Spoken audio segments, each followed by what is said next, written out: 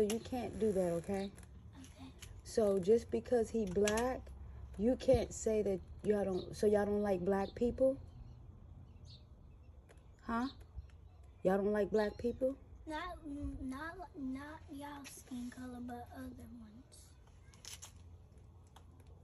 Well, you can't do that, okay? Because that's called hatred. So you cannot not like black people, okay? It doesn't matter if they're our skin color or not. You cannot say that you don't like black people of any skin color, okay? Because Elena is black, okay? Your friend is black.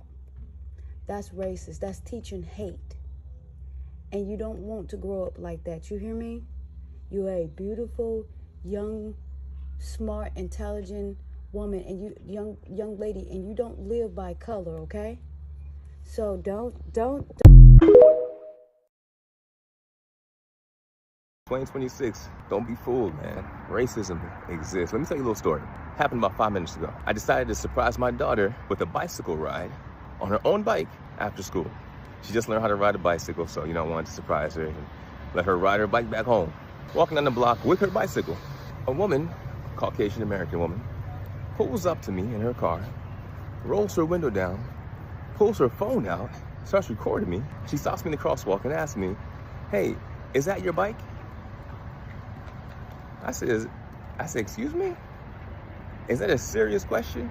She says, "Yes." "That's okay, well, let me ask you a question. Is that your car?" And she smirked. She said, "I'm serious. I didn't know if that's your bicycle." I said, "Let me ask you a question. If I was not a black man, would you ask me that same damn question?" She looked at me, she put her phone down. I told her, "Have a nice day." Systemic racism is not a joke. It's real. That's what this country is built on. And unfortunately, some of us have to still deal with the nonsense. Have a good day. White people dislike black and brown people so much in America that it is actively preventing positive change for everybody. To understand why can't the United States end up like Finland or Sweden or other Scandinavian countries where everyone has universal health care? There's a universal basic income. People are living in poverty at very, very minuscule rates. Recidivism rates when people get out of prison are very, very low. Like, why is everyone so happy there and why is everyone so miserable here? They have a very similar economic system to ours as well. And literally it's because white Americans don't want black and brown people to have the same privileges as them. They don't want black and brown people to walk into a doctor and get life-saving medications or health care that is paid for with our tax dollars. They don't want, quote, freeloaders to benefit from the system, even though that's like a tiny fraction of people. That's why I want you to know, if you're a white person who's watching this, all of these positive changes are completely possible. It is your racism that is simply blinding you to the fact that we could improve. We could have all of these systems here. We could have paid parental leave here for up to 6, 8, 10 weeks after giving birth. But people are so against this idea because they know what it would mean for improving the lives of people of color, and it's really fucking sad. I'm gonna say something that sat wrong with me for years. I've never liked the phrase, "I don't see color." Even when people meant it kindly, even when it was supposed to be reassuring. Because I remember thinking, okay, but the country sees color, the bank sees color, the schools see color, hospitals, judges, employers see color.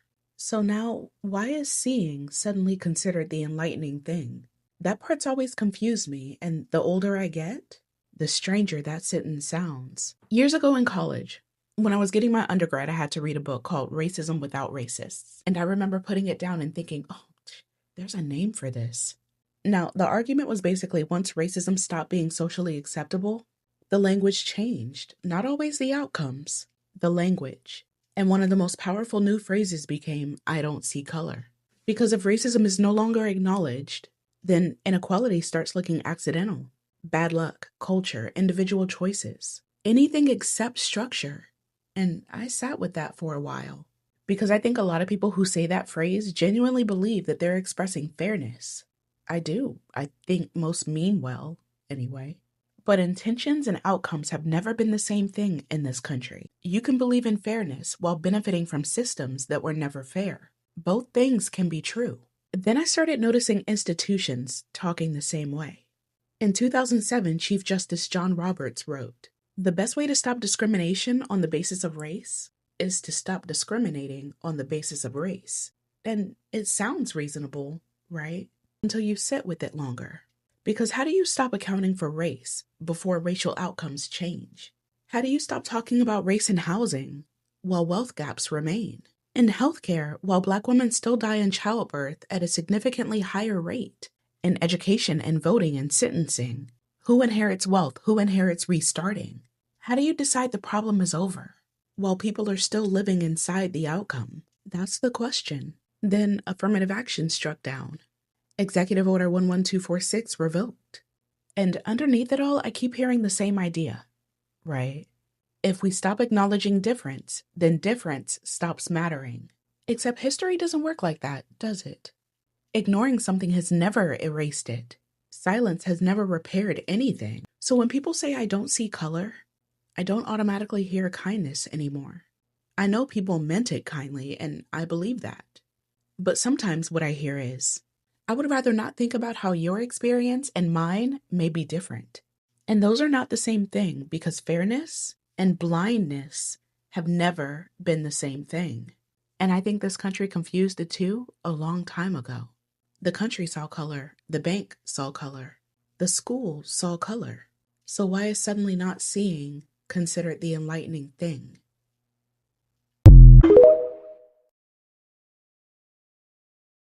Do you think that racism can literally end from America? Because where we see these grannies, grandpas that are supposed to be bringing healthy children to the community, literally doing what children are supposed to be doing. You know, there are some things that my teenage daughter will be doing, and I'll be like, don't do that. It's not making sense. Go this way. This is the right way to follow. But a lot of them will not do that. That is why a lot of them will grow up and will continue to groom problems of the society. Then at the end of the day, they will tell you, oh, black people are the problem. Black people commit more crimes. Black people commit more pupil. Black people commit more this. Black people commit more that. While in real sense, they fail to do their due diligence as parents, as guardians. This is coming from a 7-year-old from the first clip that you watch. Thank God the black woman heard her and was trying to correct her. But anyways, welcome to the channel. My name is Sonia. Subscribe, like, comment, and share. Credits to the original creators of every single clips and stitches we have in our today's episode. I want to say a very big thank you to every single one of you, liking, commenting, sharing, dropping super thanks, and also joining my membership. I do not take you guys for granted. You guys are absolutely the best. With that being said, let's dive right into this video properly. I'll be back with commentaries. Let's go watch, guys. I'm Vic Myers. Welcome to The Resistance. I've been trying for a while now to figure out how to talk about something that's been on my mind, and recent events, I think, finally pushed it up. What I want to say is that racism is a white people problem. A white people problem that others are forced to live with.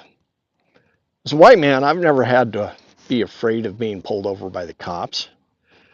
As a white father, I've never had to have that special talk with my kids about not looking wrong or saying the wrong thing to a cop for fear that they wouldn't come home again. I've never had to worry about being turned down for a mortgage because of the color of my skin or where to go jogging.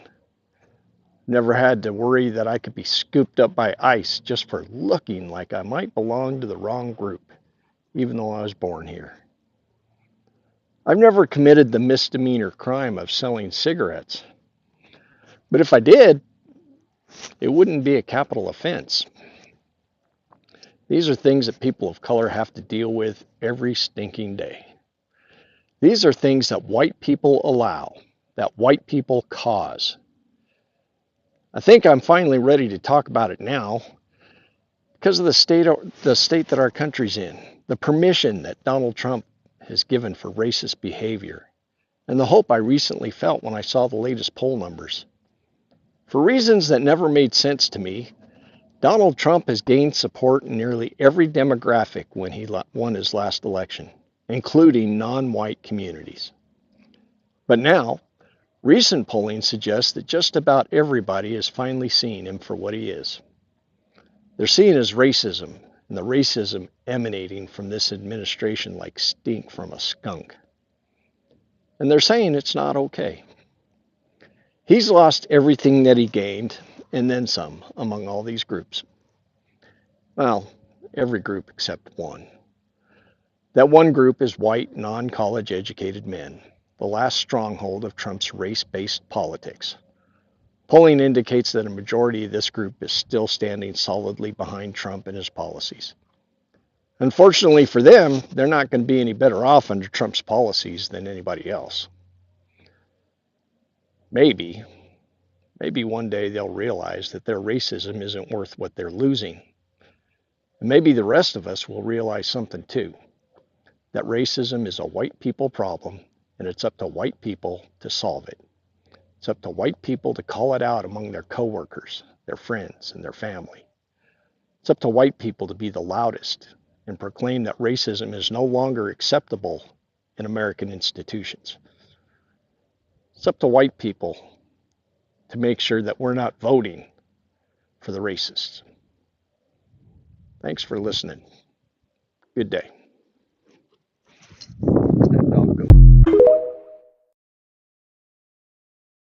If you are still racist today, with all the knowledge and education at your fingertips, you are part of the weaker people of society. You are in fact weak. This goes for all races, all colors, whatever you want to fucking call it, or whatever you want to tell yourself to justify it, you go ahead and do that. Hating an entire group of people as a whole because of the color of their skin makes you fucking weak. Because let me tell you, most people who are racist were raised in a racist household, and then they became an adult. And they chose to continue that and pass that on to their kids because you're still sucking on your mommy's tit. You are still sucking on mommy and daddy's tit. Nothing about that is strong. Being a fucking follower of what mommy and daddy said is not fucking strong. It's weak. It's like in prison, you know, when somebody's like holding the other guy's pocket, it just follows him around. That is how I view it. A weak little bitch. Strength is knowing and seeing that something is not right. Knowing it's fucking wrong and breaking out of that, not continuing it, knowing that you're probably going to piss some people off and ruffle some feathers, maybe you lose some family, but what's right is right. Racist people don't do that. Again, still sucking on mommy's tit because they have no fucking backbone. They just follow. Do. And if this pisses you off, it's probably because you're a weak little bitch. I'd be mad about that too. You will never again be offended by racism after this video. Racism is a projection of insecurities and inferiority. It is the fear of being inferior to a black and/or brown person. White supremacy was created with the intention to help aid in capitalism, but it was never meant to help the lower class. If anything, it was meant to take money from the lower class. President Lyndon B. Johnson said that if you can convince the lowest white man that he's better than the best colored man, he won't even notice that you're picking his pockets. If you give him someone to look down upon, he will empty his pockets himself. And word to my good sis right here, what it concludes is that white supremacy culture is a scam, like she said. It uses white people to uphold the culture, but it doesn't actually care about them as individuals. If that were the case, all of them would be rich, well off, afford health insurance, afford the best schools, and live in the best neighborhoods, but that's obviously not the case. What has racism done for your bank account? And what do you have to show for your racism? Racism is a coping mechanism for their lack. That's all they have left to hold on to. Racists are the most illogical people on the planet because rather than living in reality, they live in their own concept of reality. Be an African American that's a millionaire, have a great education, be smart, well-cultured, and well-traveled, and they will still put you in their stereotypical box. Once you understand that racism is literally a projection of insecurity, you will never again be offended because you understand that that person just has not done the necessary work to be a better person. Black people need to stop complaining about systemic racism and take some personal responsibility. Everyone is equal under the law now. They may be policed more, but that's only because they commit a disproportionate amount of the crime. Why? Well, I'm not saying that black people are naturally more likely to be criminals or anything. I just think it's a part of their culture. Why? Well, probably because their dads weren't around to raise them properly. Why? I don't know, probably because they were too poor to afford a kid, so they left. Why? Well, they probably can't get a good job because they never went to college. Why? Well, I guess it is probably because they couldn't afford it, but they didn't get good enough grades to get a scholarship either. Why? Well, I guess that is probably because their school is underfunded. Why? Because school funding is determined by property taxes and they were born into poor areas. Why? Because their family hasn't been able to build enough wealth to move out. Why?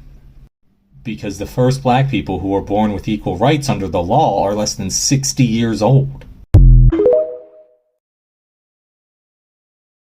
There are 3 ways that white people are racist, often without realizing. Number 1, the first way you're racist without knowing it is by thinking that everyone has an equal playing field. If you're someone who subscribes to the American dream and you truly believe that black people are only in the position that they are in because of a lack of effort, that is racist. Because again, there are systemic barriers to the success of people of color. Number 2, not having any friends who aren't white. Probably thinking, well, how is this racist? Because you're not communicating and learning from people of color. Because you're not interacting with people who are different from you, you're not learning and you're probably continuing to perpetuate those biases. To me, all white friend groups are weird and suggest that you cannot maintain a relationship with a person of color, probably because of your ignorance. And the third way is by assuming that any successful person of color only did so because of DEI. DEI makes it so people of color get opportunities, because otherwise people would be racist and withhold them. It has nothing to do with their talent or ability. Racism is the default. So if you don't deconstruct your own internalized biases, you are going to perpetuate racism in the US.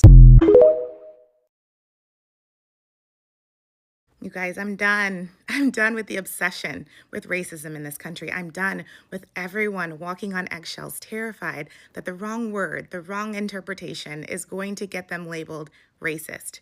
At America Fest, JD Vance just said, you don't have to apologize for being white in this country anymore. People lost their minds. But that statement should not be controversial. It should be obvious. Guys, we have to admit that at this point, for the most part, racism isn't actually being experienced anymore. It is being hunted. It's become a cultural game of where's Waldo for microaggressions and ill intent. And I have breaking news for you. If you spend your life looking for racism, you will find it everywhere, in neutral situations, in awkward moments, in misunderstandings that had no malice at all.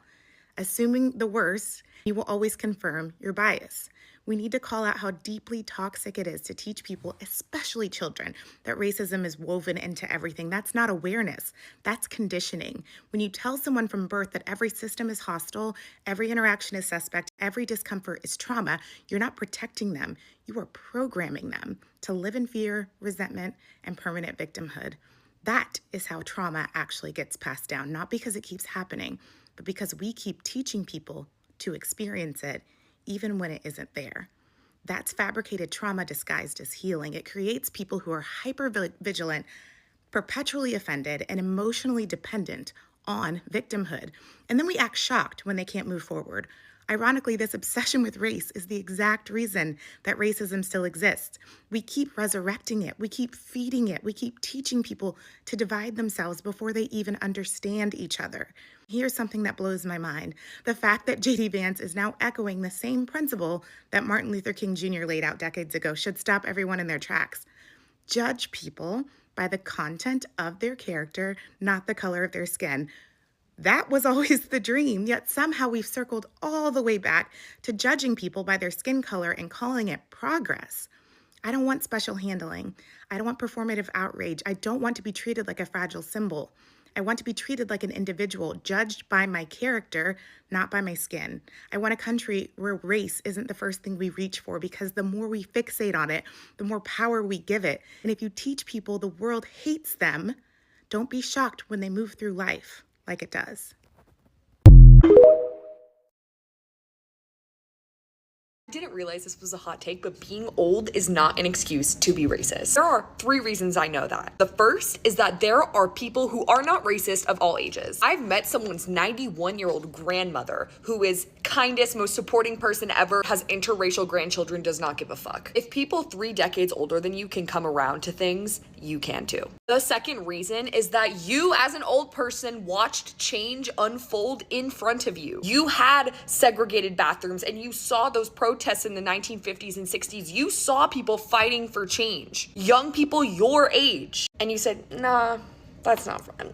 I don't really care about that. And then you took that with you through old age. You saw and chose to cling to your bigotry, and that is a choice you made before you were old. The third reason is that people are always capable of change. At any moment, you could choose compassion. At any moment, you could choose to hear an immigrant story or a black person's experience with police, and you choose not to. It is a choice you make every day, whether you're old or not. It's not a fucking excuse.